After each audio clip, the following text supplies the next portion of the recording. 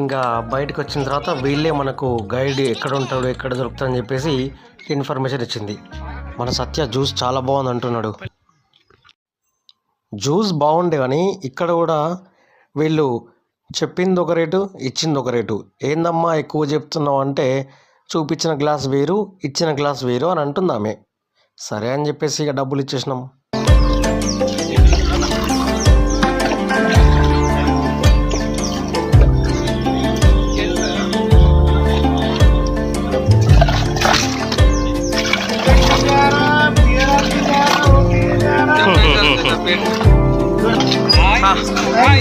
right right right